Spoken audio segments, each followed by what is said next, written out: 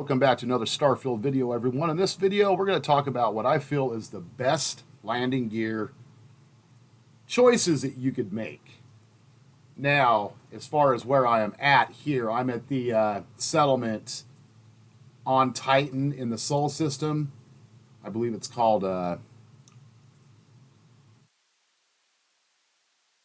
New Hope or something like that. It's the one where it has a museum. It's pretty easy to find. But anyways, kind of got a selection of landing gear here. I want to kind of go over and show you guys. First off, the higher the lander thrust, the better the landing gear. Because obviously the higher the landing thrust, the less landing gear you need to handle the complete mass of your ship. Now, these varieties we have here, this one has a lander thrust of 4. It's a Hope 55 landing gear. Does not have any variants, and of course you can only mount it. It only has its mounting capabilities on the inside, so you can't mount it underneath anything. Like this one right here, you can mount only underneath something. This is the 320 CB landing gear by Deimos, and of course there's no variants to this one either. Now, this one, yes, I know this one has a lander thrust of only 2, but I think it's pretty cool because now you can't mount this underneath stuff, but it does have attach points on the top. Obviously, you have to mount on the inside portion here against something. But the nice thing about these, and there are other types of landing gear similar to this, you have variants. It's like you can have an end piece, a middle piece, your front piece, your middle piece, etc. Reasonable, midway thrust, lander thrusted 2. Now, my personal favorite is the NG-20 landing gear by Nova Galactic. This one has a landing thrust of 4. You can mount this directly up underneath your structures. And this one also has variants, which is really cool. This variant here,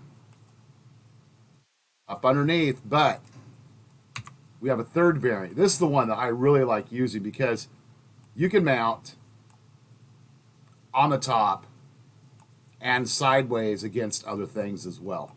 That's what makes this one my #1 pick as far as your best landing gear, the NG-20 landing gear. 3 different variants. Now, some of these landing gears you can access from your building pad at your outpost, but to get this landing gear specific, at least from what I have found, you are going to have to come to the settlement on Titan in the Sol system if you want to use this particular landing gear. And I highly suggest you guys really do think about that because, this is a pretty massive ship right here, as far as its mass goes and its weight carrying capability. And, I don't have to have massive landing gears on this ship, which makes it really nice.